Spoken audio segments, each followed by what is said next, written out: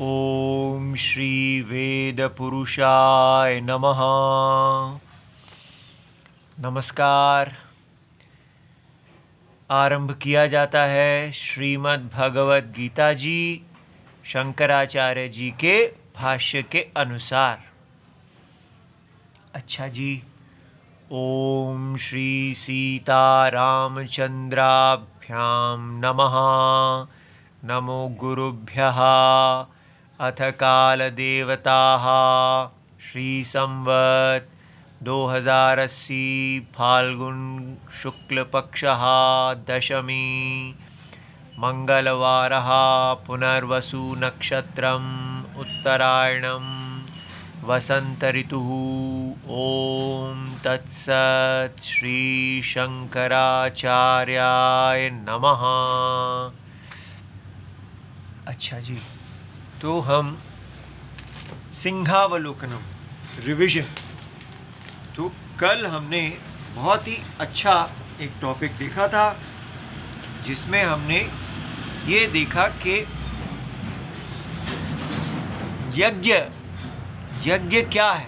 ठीक है, तो वो जो कल देखा था उसका थोड़ा सा रिवीजन कर लेना चाहिए। हमको ये बात पता चली कि कोई भी चीज़ भूत वस्तु जो उत्पन्न होती है, ये संसार में हम जो कुछ भी देखते हैं वो उसकी उत्पत्ति का कारण ये यज्ञ बताया जा रहा है। अब हम व्यक्ति कहे ये कैसे है, कहाँ क्या अग्नि के अंदर आहुति डाली और उससे ये सब चीज़ें निकल रही हैं, ये क्या बात है। तो को समझना है कि ये यज्ञ एक जो हम देखते हैं द्रव्य यज्ञ, ठीक है।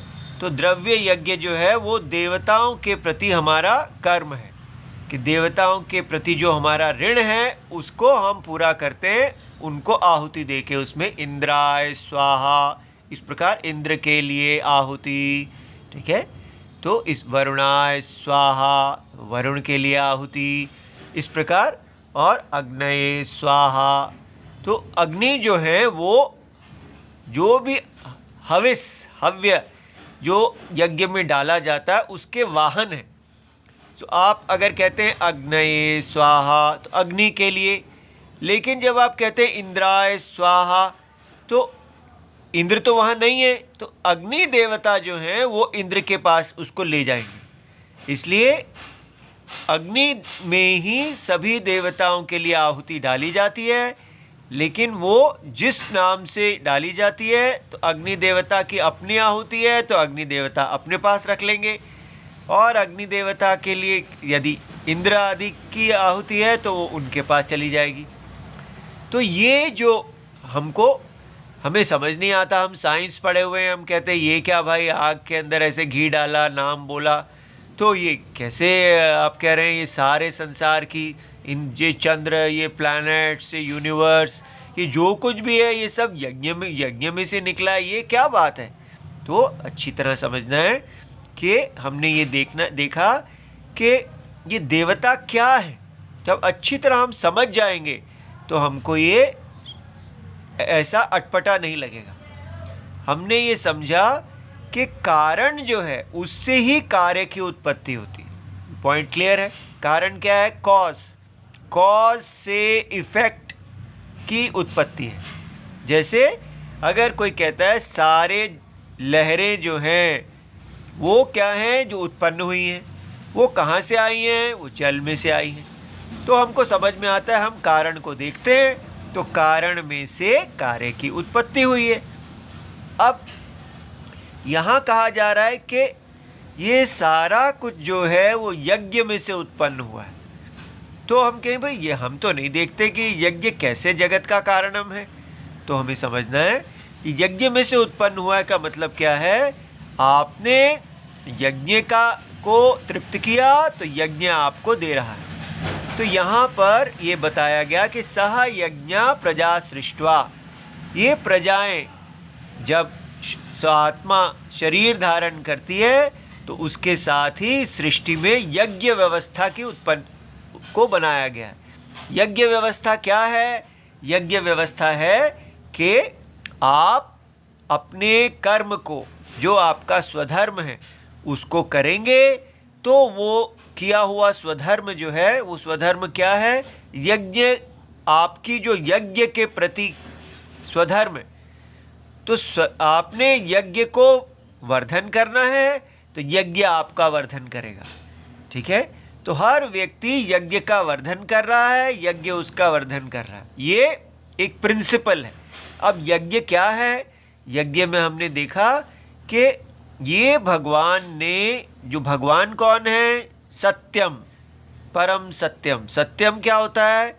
जो है, जिसको कोई बनाता नहीं है, जो है। तो फिर वो परम सत्यम कारणम, कारणत्व को प्राप्त होता है। कैसे प्राप्त होता है? ये अच्छी तरह समझना है कि हमने देखा अज्ञान दृष्टि। ये पॉइंट समझ में आए तो हमारा शास्त्र एकदम ज्ञान शास्त्र बन जाता है, नहीं तो मैजिक शास्त्र बन जाएगा। कि कैसे ये बना लिया? मैजिक से नहीं बनाया। जैसे रस्सी में से सांप आ जाता है, आप रस्सी के स्वरूप को नहीं जानते हैं, तो अज्ञान दृष्टि से उसमें कारणत्व आ जाएगा और उसमें एक माया सर्प की प्रतीति हो जाएगी। ये इतना सिंपल प्रिंसिपल है। उसी प्रकार जो इस जगत का परम सत्य है, उस जगत में उसके तत्व को नहीं जानने से उसमें कारणत्व आ जाता है, वो जगत का कारण हो जाता है। और वो जो जगत कारणम है, वो भगवान विष्णु यज्ञ रूप है। ठीक है, तो ये जो कहा गया ये सब कुछ यज्ञ में से उत्पन्न हुआ है, तो कहाँ से उत्पन्न हुआ? भगवान विष्णु में से उत्पन्न हुआ। और भगवान विष्णु जो हैं वो कैसे बनाते हैं जगत कारणम? वो सबसे पहले उनके अंदर से ब्रह्मा जी की उत्पत्ति होती है। अब ब्रह्मा जी कौन है? तो हमने देखा ब्रह्मा जी है सूक्ष्म शरीर, मन। ठीक है, ये हमारा ड्रीम, स्वप्न शरीर। उसको स्वप्न क्यों? स्वप्न जो है वो सारा का सारा मन है। सब वहाँ के सूर्य चंद्र आदि जो कुछ भी है वो मन है। तो वो जो मन है, वो मन के अंदर ही ये पूरा जागृत अवस्था उत्पन्न होती है। जैसे मन जल है तो जागृत अवस्था लहर है। तो इसलिए हमें लगता है नहीं ड्रीम तो खत्म हो गया। ड्रीम नहीं, वो मन का जो शरीर है, वो जो शरीर केवल सूक्ष्म मन का बना हुआ है, उसी के अंदर ये जागृत है। आप देख सकते हैं कि आपका शरीर, आपकी इंद्रियां, जो भी स्थूल शरीर स्थूल है, वो इंद्रियों से, मन से और बुद्धि से व्याप्त है। ये इंद्रियां, मन और बुद्धि, ये तीनों को सूक्ष्म शरीर कहते हैं। अब इंद्रियां जब बोला जाएगा तो आपने ये आँखों के आई बॉल्स को नहीं समझना, आँखों के गोलों को नहीं समझना, वो तो स्थूल हैं।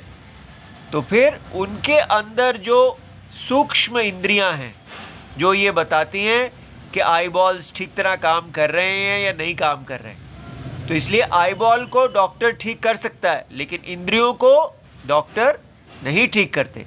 इंद्रियां कभी खराब नहीं होती। डॉक्टर पूछता है आपसे, बताइए क्या आप ठीक देख सकते हैं?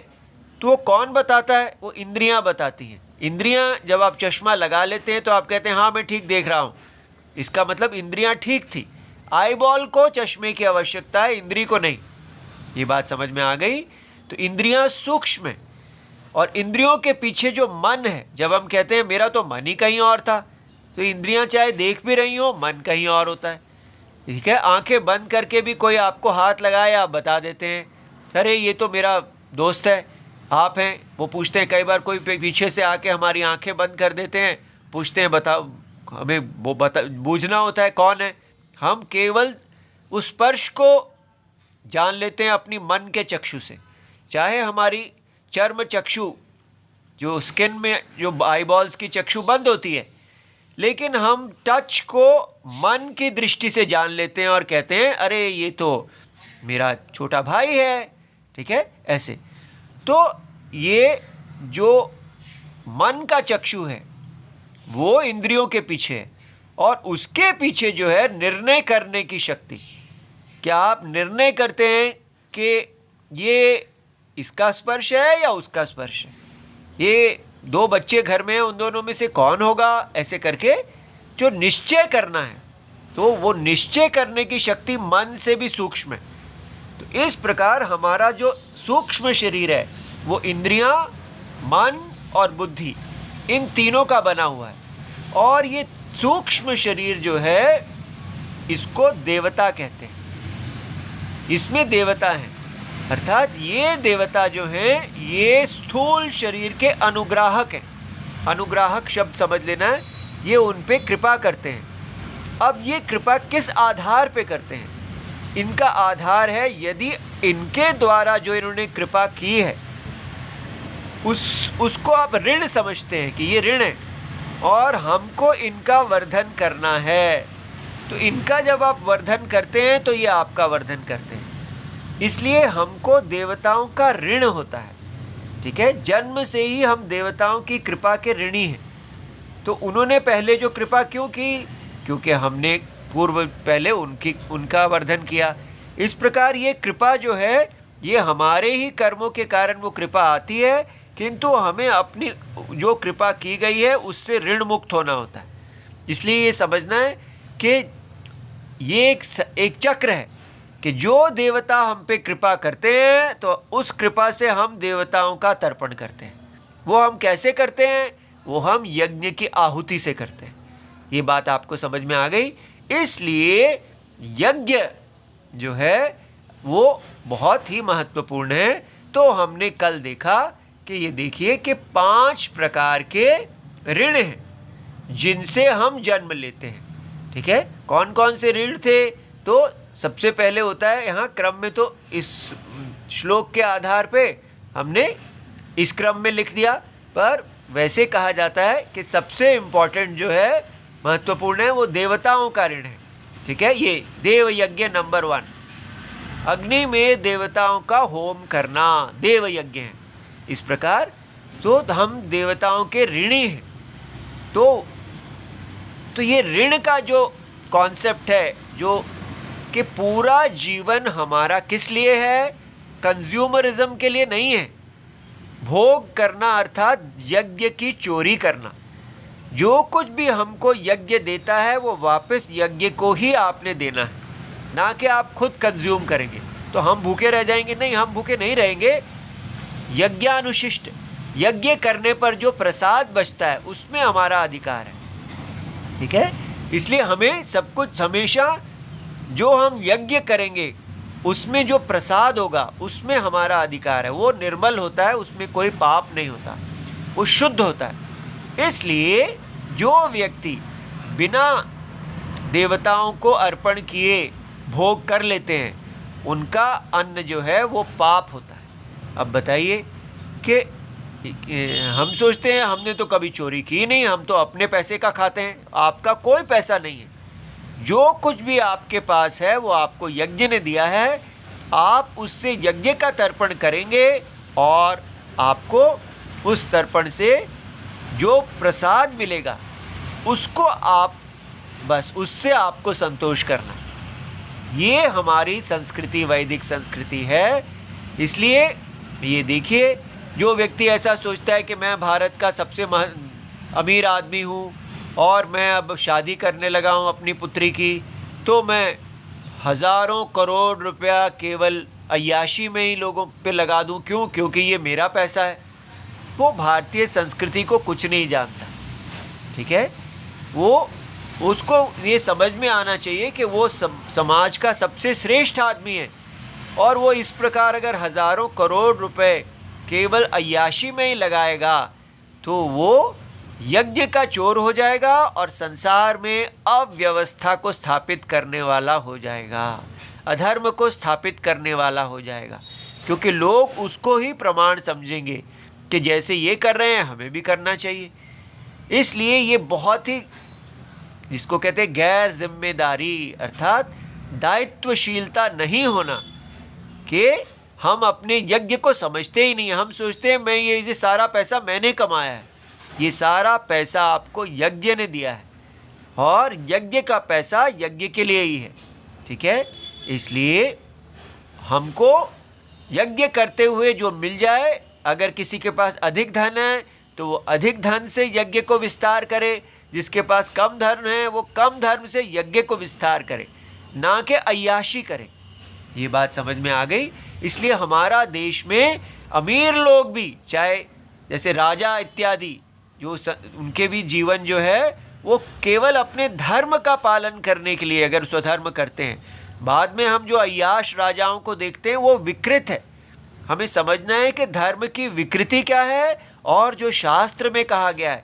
इसलिए हमारे राजा जो हैं वो सदा वर्णाश्रम धर्म की रक्षा करते हुए जितेंद्रिय कहे जाते हैं, इंद्रियों पे संयम रखने वाले, ठीक है, और हर प्रकार का संयम बरतने वाले, और फिर वो गृहस्थाश्रम, वानप्रस्थ, इस प्रकार सन्यास, उस वर्णों का अपने जैसे ही अपना कर्तव्य कर लेते हैं तो सन्यास की तरफ चले जाते हैं। तो इसलिए वो बड़े ही विशेष क्षत्रिय धर्म है। लेकिन हम अब वो सबको भूल चुके हैं, तो उसको पुनर्याद करने का समय आया है।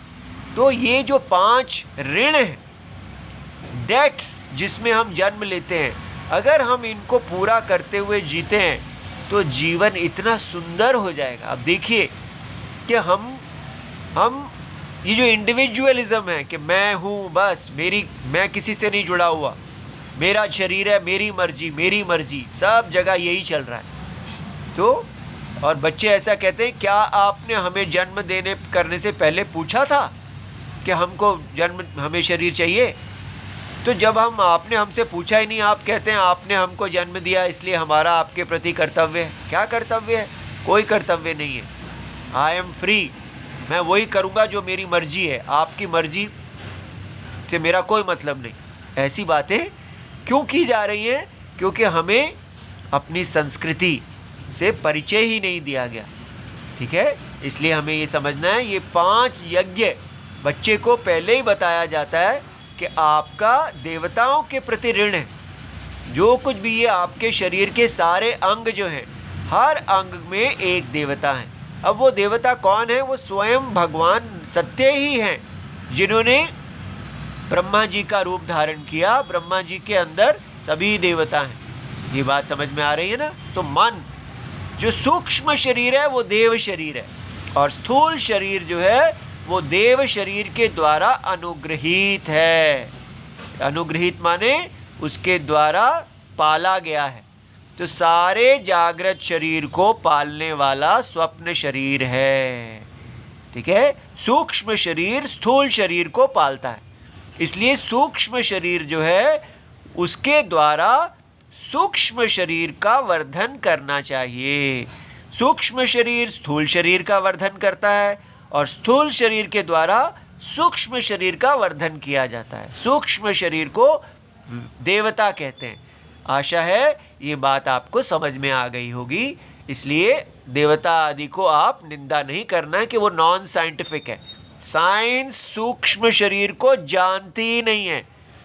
हम साइंस को बड़ा ज्ञानी समझना बंद कर दें।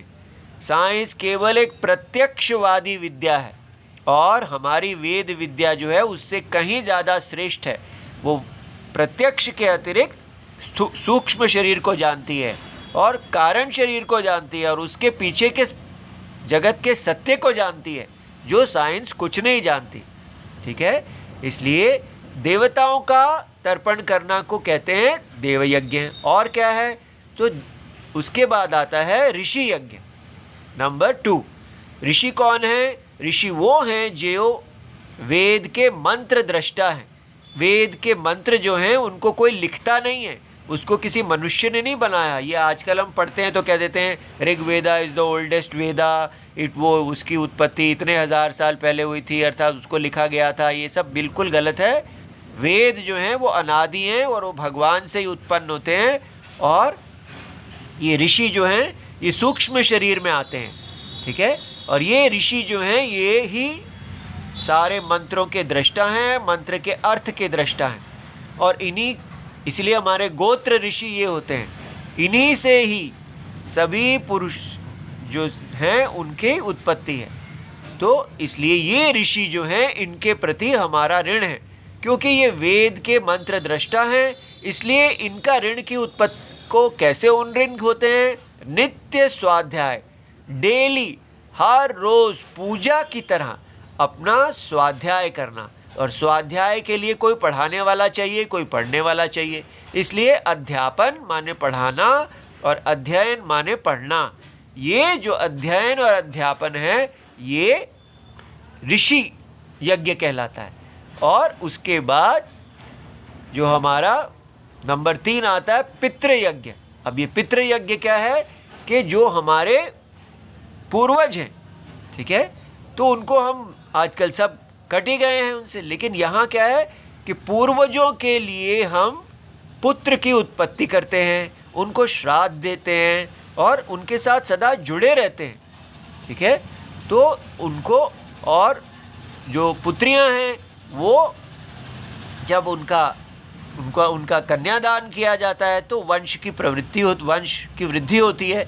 इसलिए सभी प्रजा को उत्पन्न करना और उससे वंश को बढ़ाना। और वंश को क्यों बढ़ाना? वंश माने खानदान नहीं होता, वंश माने जो वैदिक धर्म है। पिताजी धर्म को धारण करते हुए गए और वो पुत्र को वो कर्तव्य दे के गए कि ये मेरा कर्तव्य था, इसको मैं कर रहा था, वैदिक यज्ञ था, मेरा स्वधर्म अब तुम धारण करो। इस प्रकार जो ड्यूटी है, कर्तव्य है, जो वंश पीढ़ी दर पीढ़ी चलती है, उसको कहते हैं पितृयज्ञ, ठीक है। तो कुल धर्म का पालन करना वो पितृयज्ञ है। अब ये कितनी बड़ी बातें हैं, लेकिन हम इन सबको भूले हुए हैं। तो ऐसा नहीं समझना कि क्योंकि हम भूल गए हैं इसलिए इनका कोई स्थान नहीं है। ये सब हमारे कर्तव्य हैं, इन्हें नहीं करने से दोष होता है। तो इनको धीरे धीरे जैसे जैसे हम भगवान से जुड़ेंगे, हमें अपने कर्तव्यों का बोध होगा और हम इनको करेंगे। फिर नंबर 3 यज्ञ हो गए। उसके बाद चौथा यज्ञ आता है भूत यज्ञ। पहले ही 3 सबसे ज़्यादा इम्पॉर्टेंट हैं और उसके बाद भूत यज्ञ हैं। ये सभी प्राणियों को जो हैं उनको बलि देना, उनको तुष्ट करना, ठीक है। तो ये हम देखते हैं कि हमारे पूर्वज जो हैं, बड़े लोग जो हैं, वो कभी कौवे को भोजन देते हैं, कभी कुत्ते को देते हैं, जो बाहर रहते हैं वो उनको चींटियों को देते हैं। इस प्रकार वो सबको तर्पण, वो भी देवता की श्रेणी में आते हैं। उसके बाद अतिथि पूजनम। अतिथि जो भी हमारे घरों में, गृहस्थ के आश्रम में, घर में आते हैं, उनको देवता समझ के उनका ध्यान रखना, ठीक है। इसलिए ये बिल्कुल सेकुलर नहीं, hello how are you, what do you want, I want a coke, ये सब जो है वेस्टर्न बातें हैं, ठीक है। हमारे यहाँ पर उन सबका ध्यान रखना, प्यार करना, उनको तुष्ट करना, ये वैदिक धर्म है हमारा। ये हम, क्योंकि ये हमारा ऋण है। माने ये ऐसे नहीं कि हम पे उनको कोई एहसान कर रहे हैं, हम उनको ऐसा करके ऋण विमोचन कर रहे हैं।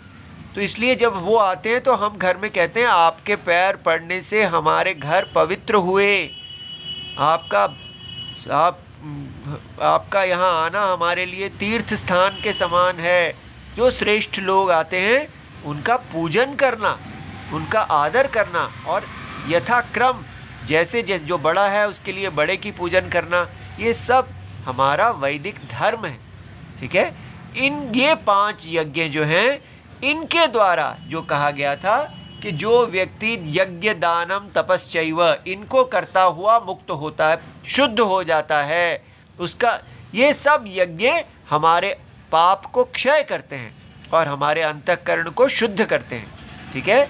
तो ये आपको समझ में आ गया कि कैसे कल हमने जो किया वो कितना महत्वपूर्ण था। आज का कितना समय उसी को करने लग गया, पर कोई फ़र्क नहीं पड़ता, हमें कोई आगे नहीं बढ़ना, दौड़ नहीं है हमारे पीछे, हम चीज़ों को अच्छी तरह समझ रहे हैं। तो हमें समझ में आ गया कि यज्ञ क्या है।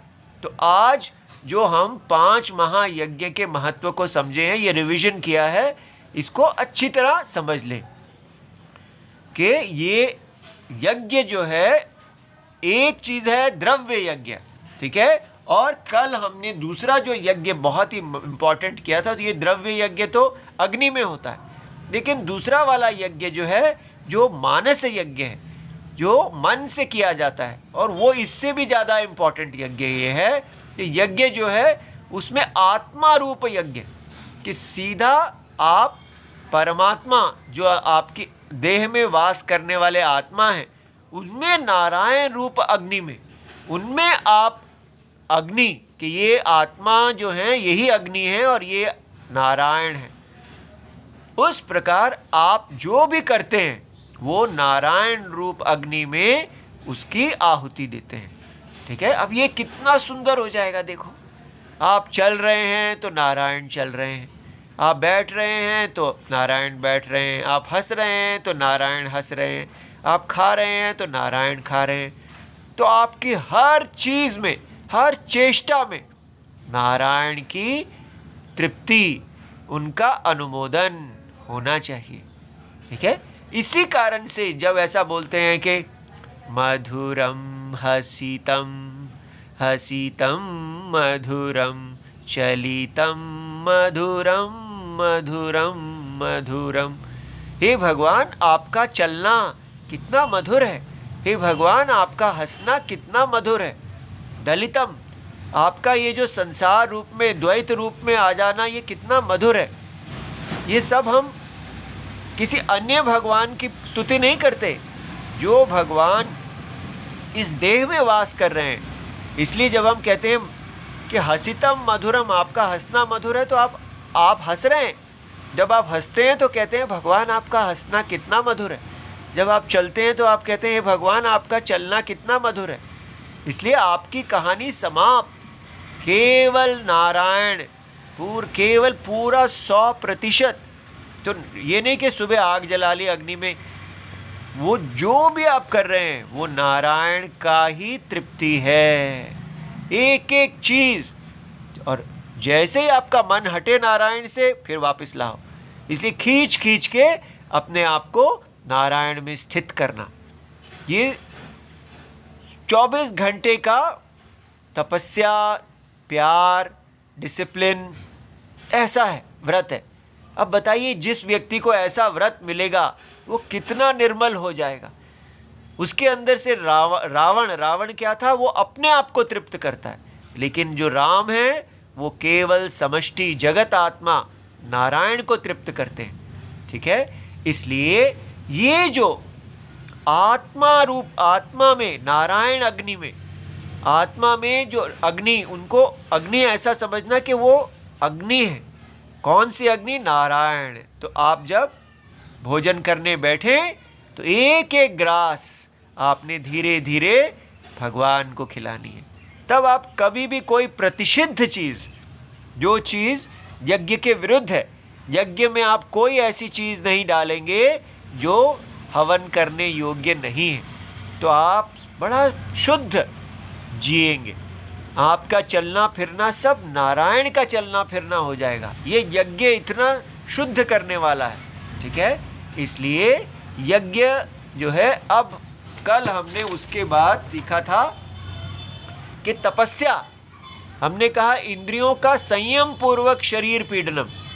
अब ये लोग कहते हैं मेरी तपस्या क्या है, मेरी तपस्या है मैं बनना चाहता हूँ हम अपने ही मानदंड पे अपने आप को कुछ बनाना चाहते हैं और उसी को हम तपस्या कहते हैं। बेटा, वो तो रावण की तपस्या है। रावण अपने आप को एक प्रकार से देखना चाहते हैं और उसको पूरा करने के लिए वो लगे हुए थे।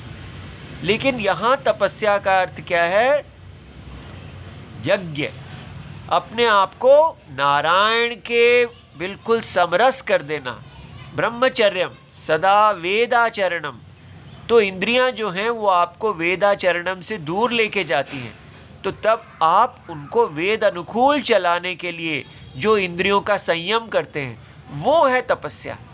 इसलिए यहाँ तपस्या, और वो तपस्या भी बिना किसी फल की इच्छा के, केवल ईश्वर प्रीति अर्थम। इसलिए ये जो सब लोग, एक व्यक्ति कहते हैं मैंने 50 बुक्स लिख दी हैं और मैं 500 लिखना चाहता हूँ, ये मेरी तपस्या है। ये कैसी तपस्या है? क्या आपको यज्ञ ने कहा? भारत कहता है कि हम चांद पे पहुंच गए हैं और अपना रॉकेट हमने चांद पे पहुंचा दिया, हम महान देश हैं। ये भारत, क्या आपको यज्ञ ने कहा या आपको नारायण ने ऐसा कहा कि आप चांद पे रॉकेट पहुंचाइए? हम कहेंगे ये क्या बात है, आप हमारी प्रोग्रेस के विरुद्ध जा रहे हैं। ये कैसे पता चलता है कोई चीज़ प्रोग्रेस है?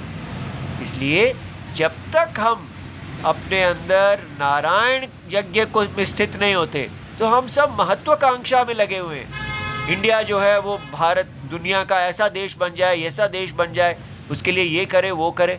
ये क्या है?